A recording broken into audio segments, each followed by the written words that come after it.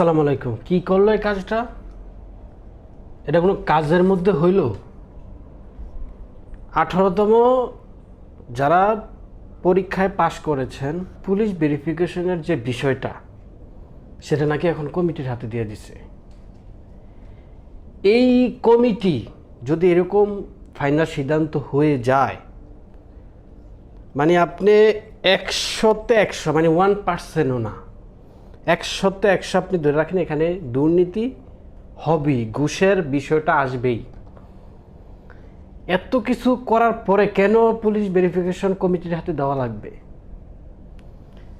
এখন যারা 18তম নিবন্ধনধারীরা আছেন, এখানে একটা কথা বলবো, সেটা হচ্ছে যে আপনারা সবাই মিলে একটা আন্দোলনে যোগ দেন।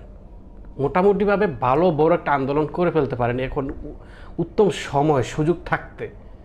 এখনও কিন্তু আপনার এটা সিদ্ধান্ত হওয়ার পর্যায়ে, সিদ্ধান্ত এখনও বাস্তবায়ন করা হয় নাই। এখন সুযোগ, আপনারা দলবদ্ধভাবে একটা আন্দোলন করে ফেলেন। ঢাকায় সবাই মিলে একটা ডেট বসান, সবাই চলে যাই আমরা। আর একটা কথা হচ্ছে, দেখবেন এনটিআরসি এর মধ্যে, এখানে এনটিআরসি এর চেয়ারম্যান, এনটিআরসি এর যে বোর্ড অফিস, তারপরে যে সেক্রেটারি সচিব, ওনাদের দেখবেন 3-4টা ইমেইল আছে। আপনারা যারা 18তম নিবন্ধনধারী তারা আবেদন করেন, ওই ইমেইল করেন যে আমরা এর মধ্যে যদি পড়ি তাহলে কিন্তু আমাদের মারাত্মকভাবে আমরা ক্ষতিগ্রস্ত হব।